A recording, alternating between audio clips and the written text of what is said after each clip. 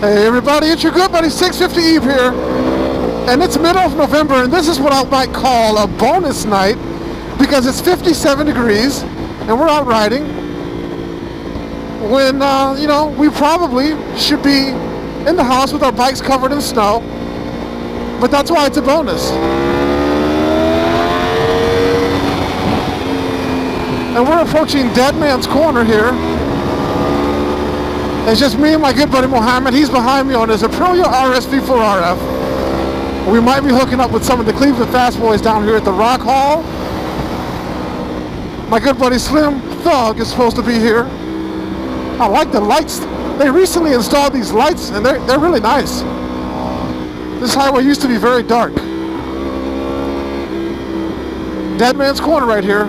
Approach it with caution, or you could slide out and end up under a semi. That would suck. Yeek.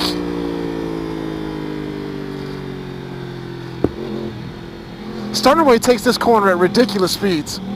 But then again, he's in the advanced riders group on the track, so I'd expect nothing less from him.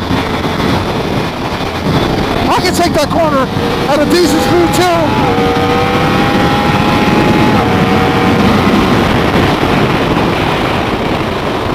Yeah, I just don't like to.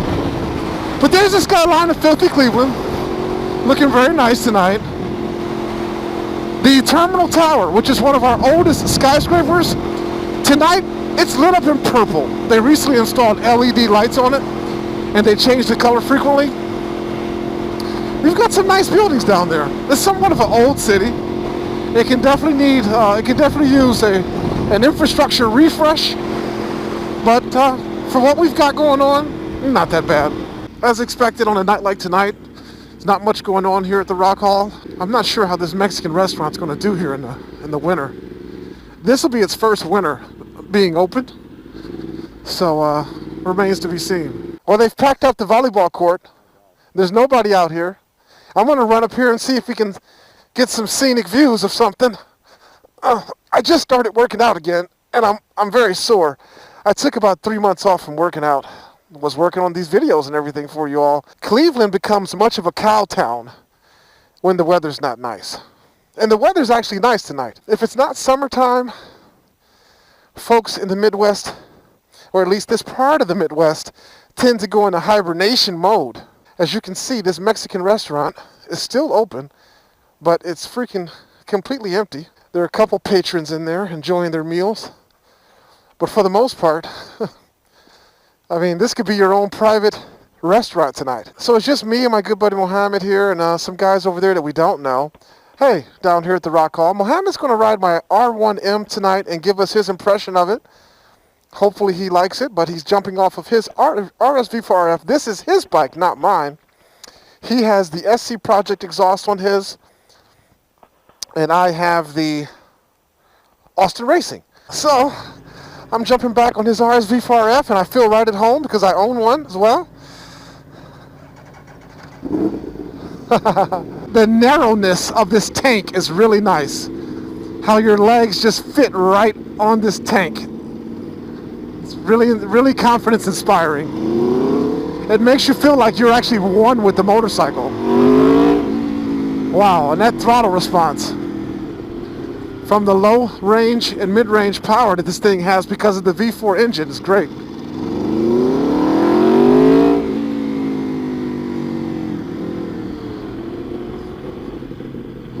I think the brakes on the R1M are better than this bike. Better, yeah. Oh my God. The gauges, I'm looking down at these gauges and it feels like I went back to the Fred Flintstone era. I know. You really don't notice how bad this generation of the RSV4 gauges are until you get off of a bike with TFT display.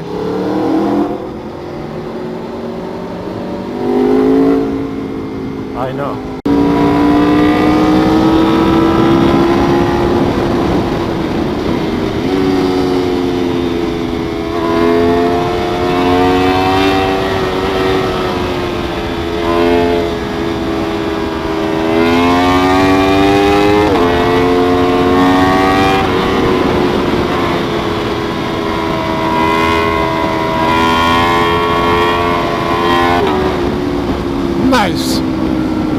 Very nice. How's the R1M handling? Oh my gosh, it's beautiful. I love the handle, let me tell you. It's crisp, you know? Yeah. Yeah, because it's so light, you know, it turns really, really well in the corners and everything, right? I love the way that, you know, when you shift gears, it rolls from 2 to 3 to 4. Like, it gives you that feeling that you're in a race machine, you know? Yeah, man. Yeah, I love that too. It's those little touches that really make that bike really nice. You know, a world-class track bike and even a great street bike as well. Oh, yeah. No wonder I've been winning all the championships. Yeah. I mean, of course, Rossi, too, has to do with Yeah, Rossi has a lot to do with it. Ready for your smackdown? Ready. Go!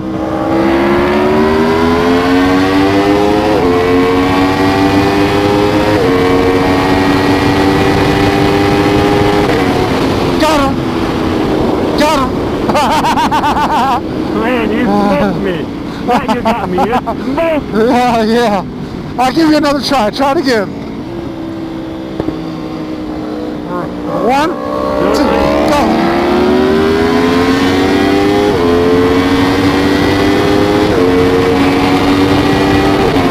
Got him.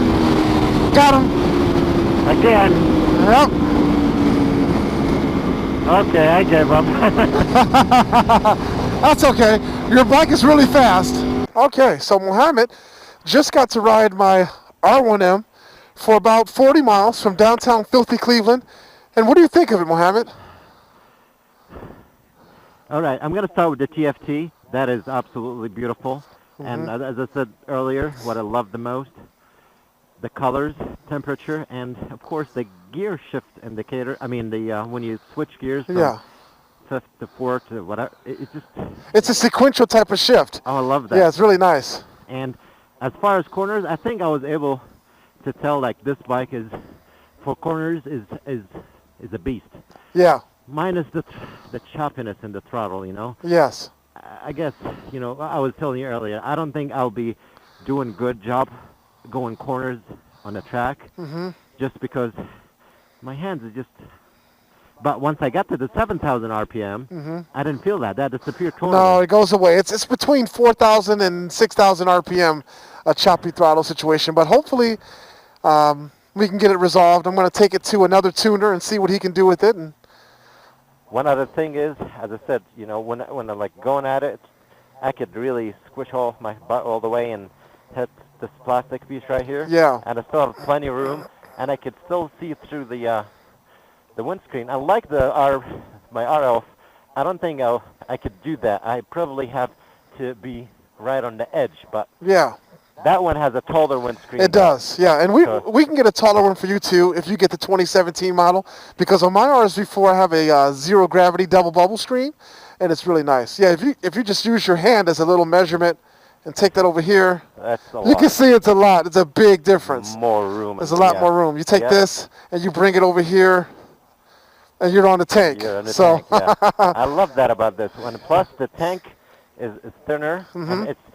I mean, I was able to, with my thighs, to kind of play with it, and I felt comfortable doing that. Well, it's a lighter bike, and it's noticeably lighter. I mean, if you just take it like we're doing now and just, push it from side to side, and you'll see that, this is really unofficial type of measure of measuring the weight, but so you could feel the difference. You can feel a slight difference, yeah.